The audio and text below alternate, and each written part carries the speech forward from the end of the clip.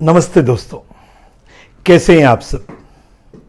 दोस्तों, आज मैं एक टॉपिक बच्चों के लिए लेके आया हूं। जी हाँ, बच्चों का स्टडी टेबल कहाँ होना चाहिए। Where should be the study table of the children while studying and which is the best zone for study table in your house.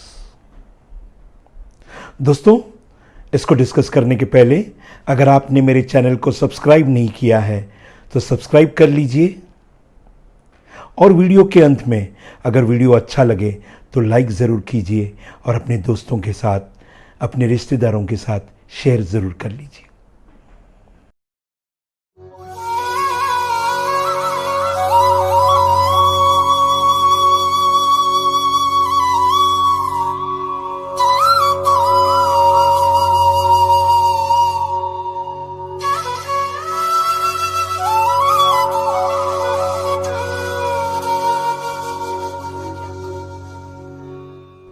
दोस्तों, आइए बात करते हैं आज बच्चों का स्टडी टेबल हमारे घर के किस जोन में होना चाहिए।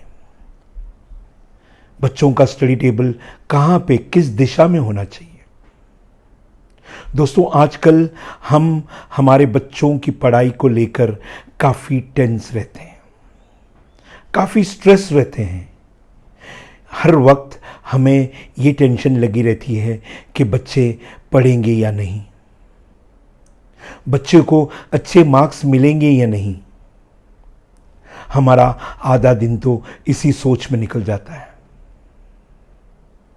और बच्चे अगर थोड़ी सी लापरवाह करें तो हम भी टेंशन में आ जाते हैं, और इसकी वजह से बच्चों को भी काफ़ी स्ट्रेस रहता है, क्योंकि पहले जैसे बच्चों को खेलने कूदने के लिए आसपास मैदान नहीं होते, और अगर है भी तो हम उन्हें जाने नहीं देते। बच्चे बस घर के अंदर ही रहते हैं, अपनी वीडियो गेम्स, अपनी टीवी को लेकर। दोस्तों, हम सब पेरेंट्स का एक ही मकसद होता है कि हमारे बच्चों का 80% या 90% आए, और कभी अगर परसेंटेज कम आ जाए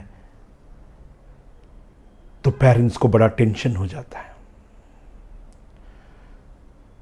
दोस्तों, मेरे पास ऐसे बहुत सारी केस स्टडीज़ हैं जहां पे मैंने वास्तु करने के बाद, बच्चों को एक राइट जोन देने के बाद बच्चों का परसेंटेज 60 टू डायरेक्ट 80% आ गया, और जो बच्चे 70% में आते थे वो 90% तक लाने लगे। And it is a case study which we have proved. दोस्तों, बहुत बार जैसे बच्चे फेल हो जाते हैं या बच्चे अच्छे मार्क्स नहीं ले आ पाते तो हम बच्चों को ब्लेम करते हैं। कभी कभार उनको उनका घर का सपोर्ट नहीं मिलता, घर का जोनल सपोर्ट नहीं मिलता। कभी कभी वो रॉन्ग जोन में बैठने की वजह से बच्चों को अच्छे मार्क्स नहीं मिलते।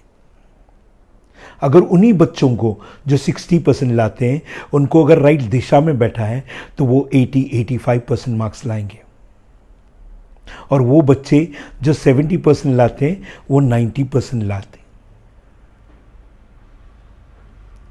दोस्तों, बहुत बार जब बच्चे कम मार्क्स लाते हैं तो हम उन्हें बेवकूफ़ समझते हैं, हम उन्हें इंसल्ट कहते हैं, हम उन्हें इंसल्ट करके हम उनको स्लो लर्नर कहते हैं। ऐसा मत कीजिएगा। वो स्लो लर्नर नहीं होते, वो बेवकूफ़ नहीं होते, उनका समय अच्छा नहीं होता है, और जिस दिन उनका समय आएगा वो स्टडीज़ में एक्सेल करेंगे। दोस्तों, बहुत बार जैसे इस बार कोविड में ऑनलाइन स्टडीज़ हो रही थी, और अचानक जब ऑफलाइन एग्ज़ाम डिक्लेयर हो गई तो बहुत सारे बच्चे नर्वस हो गए, कॉन्फिडेंट लूज़ हो गया, और इसकी वजह से बहुत सारे अच्छे ब्रिलियंट स्टूडेंट्स भी कम मार्क्स लाए। इसका ये मतलब नहीं हुआ कि ये बच्चे बेवकूफ़ हैं या ये बच्चों की पढ़ाई कमज़ोर हो गई, नहीं। जैसे हम भी इस कोविड में एक ट्रॉमा में थे, वैसे ये बच्चे भी एक ट्रॉमा में थे। तो हम क्यों नहीं समझ पाते कि ये जब कोविड में इतना उथल पुथल हुआ है तो हमारे बच्चों का भी परसेंटेज उथल पुथल हो सकता है। और ये परमानेंट तो नहीं है ना। ये अगर 1 साल में हुआ है तो डेफिनेटली जब सब चीज़ें नॉर्मल हो जाएगी तो ये बच्चों का परसेंटेज भी नॉर्मल हो जाएगा। Trust them. लेकिन आप ही अगर उनको डीमोटिवेट करेंगे तो बच्चे कहाँ जाएंगे। कभी भी बच्चों को डीमोटिवेट ना करें, उनको इंसल्ट ना करें, उनको बेवकूफ ना बोलो, उनको स्टूपिड मत बोलो। बच्चों को हमेशा मोटिवेट करते रहिए। यू नेवर नो वो बच्चा क्या बन जाए। दोस्तों, कभी कभी अगर बच्चे को क्लास में बैक बेंच दिया जाता है तो वो बड़ा एम्बैरेस फील करने लगता है, क्योंकि उसे मालूम है जब घर पे आके बताएगा तो मम्मी डैडी भी यही करेंगे। तो मम्मी डैडी भी यही बोलेंगे कि शायद आप पढ़ते नहीं इसलिए आपको पीछे बिठाया गया। दोस्तों, मैं आपको एक बात बता दूं, मैं भी बैक बेंचर था और मेरे बहुत सारे दोस्त बैक बेंचर थे। लेकिन बैक बेंचर हमेशा ऑलराउंडर बन जाते हैं।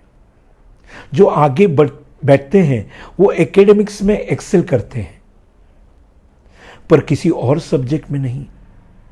बल्कि जो पीछे बैठते हैं वो ऑलराउंडर बन जाते हैं।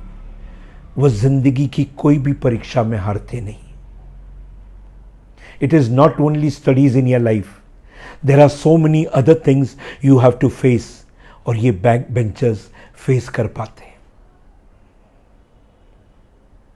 दोस्तों, मुझे याद है जब हम छोटे थे, स्कूल जाते थे, तो हमारे पेरेंट्स हमें इतना स्ट्रेस नहीं देते थे।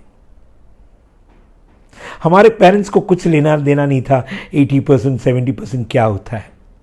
जब भी रिपोर्ट कार्ड आता था, मुझे याद है वो सिर्फ ये देखते थे कि ब्लू लाइन है या रेड लाइन है। अगर रेड लाइन आई फेल, ब्लू लाइन आई पास। अगर आपके रिपोर्ट कार्ड में रेड लाइन नहीं है तो वो खुश हो जाते थे, और अगर रेड लाइन आई तो ऐसे पीटते थे कि हमारी नानी नाना सब याद आ जाते थे। दोस्तों, वो जमाना कुछ और ही था। पर आज बच्चा अगर 75% से नीचे आया तो खत्म। मत कीजिए ऐसा, इतना स्ट्रेस मत दीजिए बच्चों को। देखिए उसके पीछे क्या प्रॉब्लम है। हो सकता है कि वो रॉन्ग जगह पे बैठा हो, उसका वास्तु जोन करेक्ट ना हो, उसकी किताबें रॉन्ग जगह पे पड़ी हो। आइए दोस्तों, आज मैं आपको बताऊंगा which is the best zone for your child to study. वो कौन सा जोन है जहां पे बच्चे का स्टडी टेबल होना चाहिए। वो कौन सा जोन है जहां बच्चों की किताबें रखनी चाहिए। नोट कर लीजिए, west of south west zone. जी हां, west of south west zone is the best zone for your child study table. अगर बच्चे को पढ़ना है तो इस जोन में बैठ के पढ़ें। और प्रूवन स्टडी है, गारंटेड स्टडी है कि ये बच्चा 60% से 80% आएगा, 70 से 90% आएगा। उस बच्चे की किताबें वहां रखिए, एक पेन स्टैंड वहां पे रखिए उस टेबल पे, और हो सके तो सरस्वती मां की एक फोटो भी लगाइए वहां पे। तो let the study table of your child be in west of south west zone. और बच्चे अगर प्रोफेशनल स्टडी करते हैं तो सेकेंड ऑप्शन, वो नॉर्थ में बैठ के भी पढ़ सकता है, पर फेसिंग ईस्ट। अगर वो रिसर्च कर रहा है, उसकी स्टडी रिसर्च रिलेटेड है, तो north east zone is also good for him. अगर बच्चा पॉलिटिकल साइंस कर रहा है, कोई गवर्नमेंट स्टडीज कर रहा है, कोई मैनेजरल स्किल स्टडीज कर रहा है,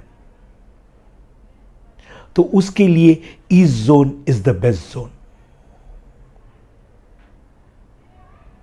इस जोन में बच्चों को बिठाइए और देखिए बच्चे कैसे एक्सेल करेंगे। अगर आपके घर में भी बहुत सारी किताबें हैं, जैसे आजकल हम किताब पढ़ना भूल गए हैं, लेकिन ऐसे बहुत सारे किताबें और पढ़ना चाहते हैं, तो अपनी किताबों को west of south west zone में रखिए और देखिए आपको किताबें पढ़ने की रुचि फिर से जाग जाएगी।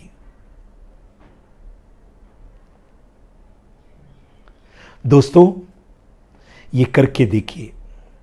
और ख़ास करके बच्चों के लिए, अगर आप यहाँ बैठते हो और अगर आपके मार्क्स अच्छे आते हैं तो मुझे कमेंट बॉक्स में ज़रूर लिख के भेजिएगा। I will be waiting for your positive results. तो दोस्तों, आज के लिए इतना ही। हम फिर मिलेंगे कोई और नए टॉपिक के साथ। तब तक अपना ख्याल रखिए।